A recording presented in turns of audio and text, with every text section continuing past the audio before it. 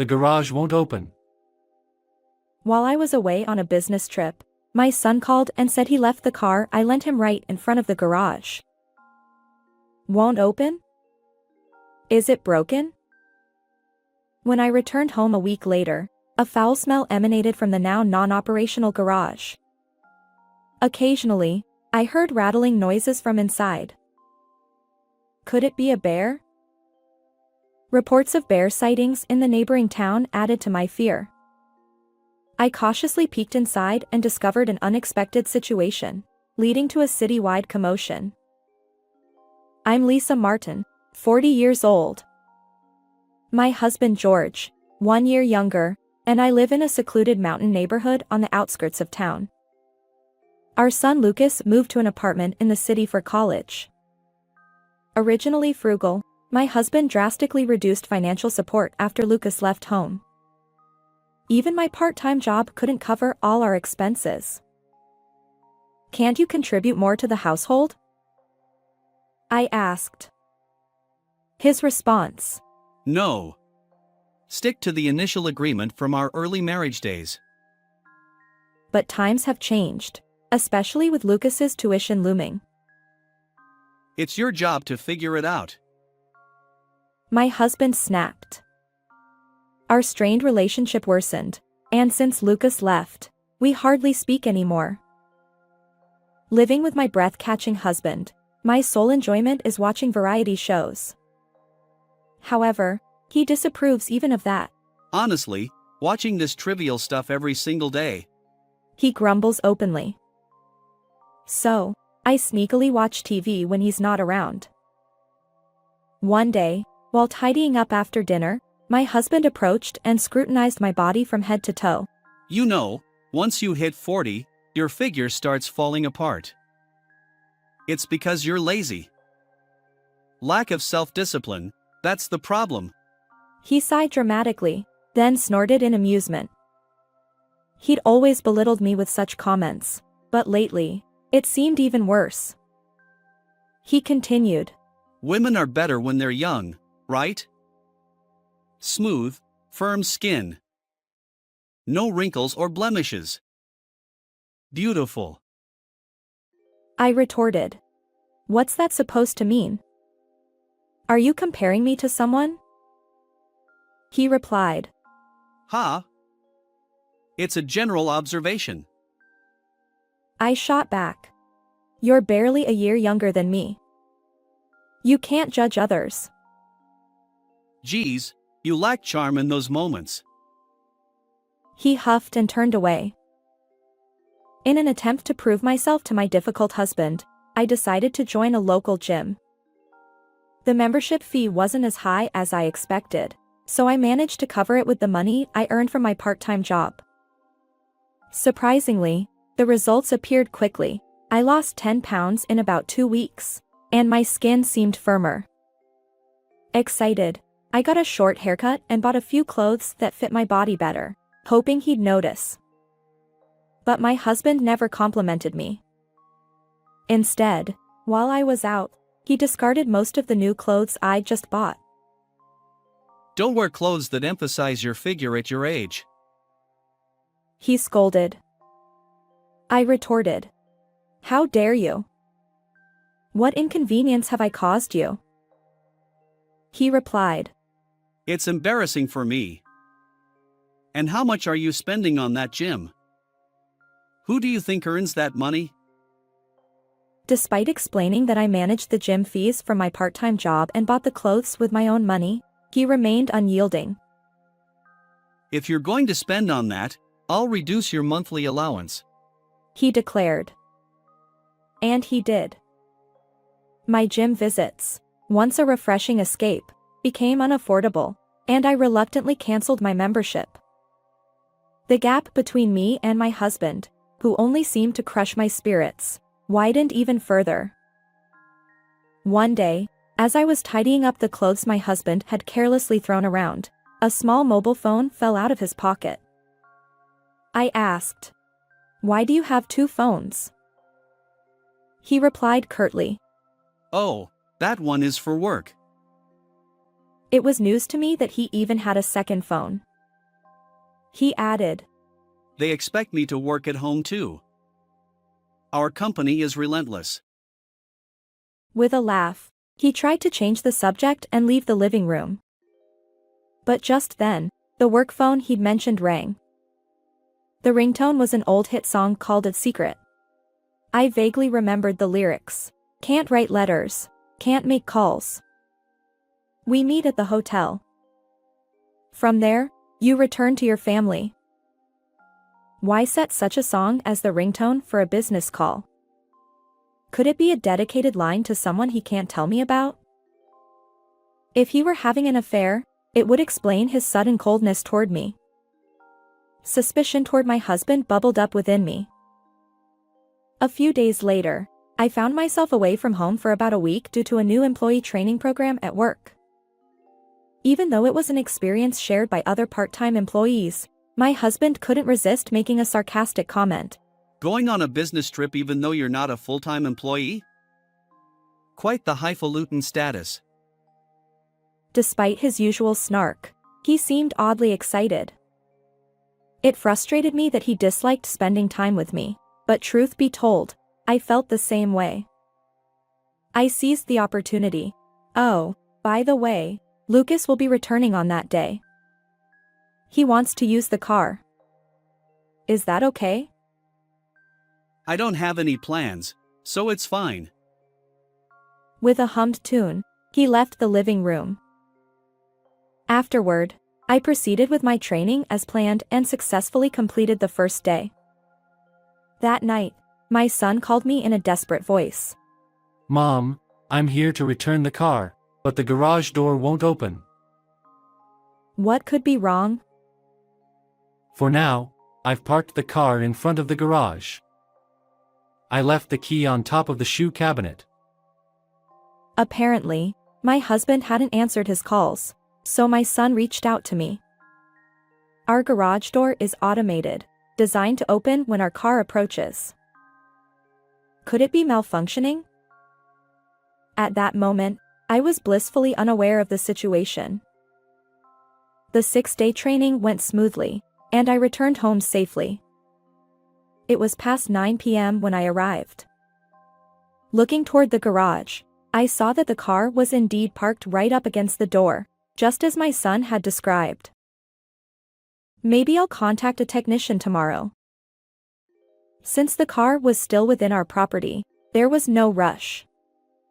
Exhausted from the training, I entered the house.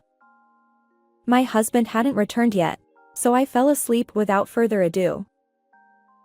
The next morning, I was abruptly awakened by the loud ringing of our home phone. In my groggy state, I picked up the receiver, only to find my husband's company boss on the other end. Apparently, he hadn't shown up for work in the past 6 days, and they were checking if something had happened. Panicking, I promised to investigate immediately. I apologize. I've been away on a business trip for a week. After ending the call, I hurriedly dialed my husband's mobile. But despite multiple attempts, he remained unreachable. Could something have happened to him? Anxious, I paced around, still holding the phone, until I realized I was standing at the garage entrance in my pajamas. And there it was, the familiar ringtone emanating from inside. I approached cautiously and noticed that the garage door was partially open, about 12 inches from the ground. It seems I hadn't noticed the previous night due to the darkness. As I approached with trepidation, an intense foul odor wafted through the gap. Ugh, what's that smell? I covered my nose with my hand and involuntarily stepped back. In my mind, I recalled news about bears appearing in the city. Straining my ears, I heard faint sounds coming from the garage. Could it be my husband, who was working inside, attacked by an intruding bear? Overwhelmed by sudden anxiety, I used a stepladder to peer through the skylight.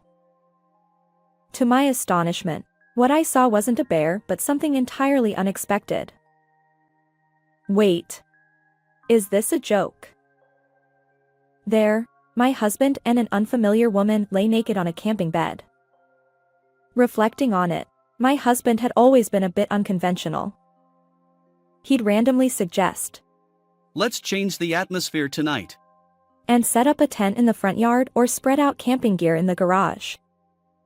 I had occasionally enjoyed those unconventional nights too. Ah, I see. Perhaps it's a woman's intuition. As soon as I observed the situation in the garage, everything became clear. The naked woman next to my husband must be his second cell phone contact. They've been meeting secretly, and this time, since I was away on a business trip, my husband invited her to our home. Furthermore, taking advantage of the absence of our car, they likely spent an intimate night in the garage. At that moment, to avoid any interruptions, they probably turned off the garage door. When our son came to return the car, the door wouldn't open because of that. Unfortunately, an unseasonal heatwave struck, and unable to bear the heat, my husband and the woman must have tried to escape outside from the garage. However, due to our son's parked car, they found themselves trapped. Sweating profusely and suffering through the heat, they likely discarded their clothes in an attempt to cool down, creating the sounds that reached the outside. Having anticipated the situation, I rechecked the garage through the skylight. Alongside the camping bed, there was a small refrigerator and even a portable toilet for camping. The intense odor I'd noticed earlier now made sense. It must have accumulated over a week. Fortunately, both my husband and the woman seemed conscious and physically capable. They weren't in immediate distress. I climbed down the ladder, took a deep breath, and pondered the most effective course of action.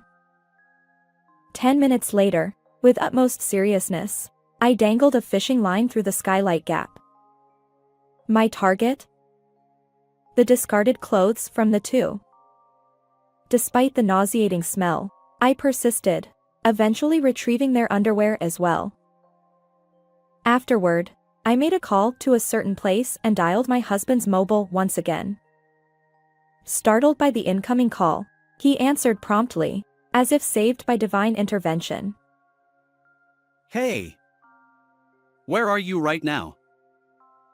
"And what exactly are you doing in there?" Taken aback by my voice coming from above, my husband looked up as if expecting a thunderbolt. There I was, peering down at him through the skylight. "Help me. The stench is unbearable. My throat is parched."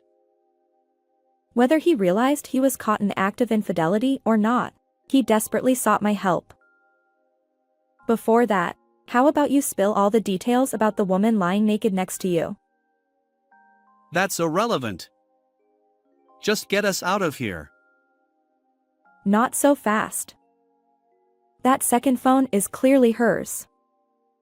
If you don't come clean, both of you could be in serious danger."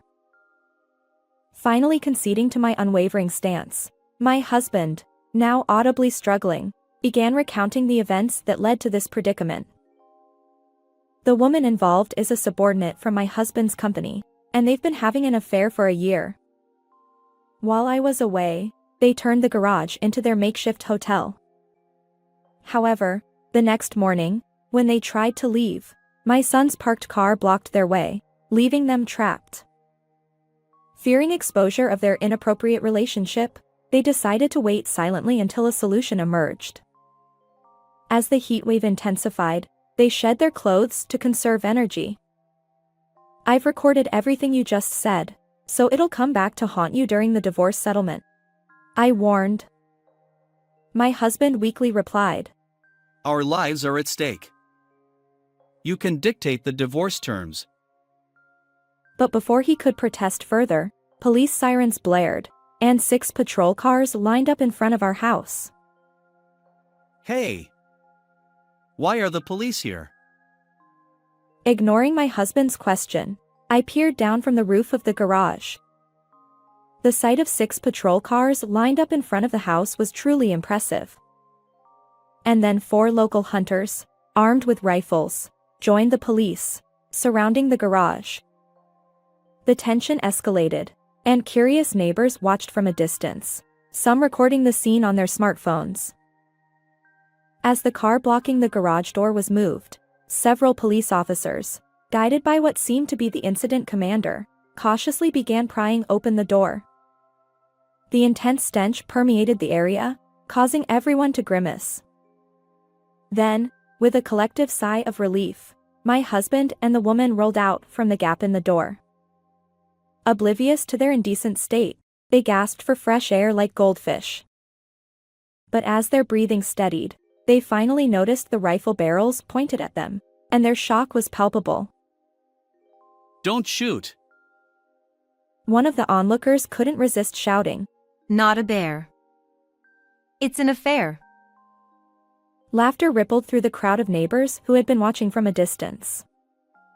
The embarrassed woman blushed crimson and hid behind my husband. Subsequently, an ambulance arrived. Wrapped in blankets, my husband was carried by paramedics toward me. Why did it have to escalate like this? I'm sorry. I thought there was a bear in the garage and called the police. With a mischievous smile, I watched him go, his eyes filled with resentment. And so, my husband was whisked away in the ambulance. In the end, my husband's inappropriate relationship within the company was exposed, and both he and the woman were fired. I filed for divorce, seeking $13,000 in compensation from each of them. With their public indiscretions, they lost support from relatives and found themselves in a tight spot. Now, they share a cramped, run-down apartment, living a dreary existence. On the other hand, embracing my newfound single life, I've resumed my gym routine. Shedding weight and feeling more confident. Coworkers even say I look 10 years younger. For now, I'll savor this carefree single life and focus on self-improvement. How did you find this story? And don't forget to subscribe. See you in the next video.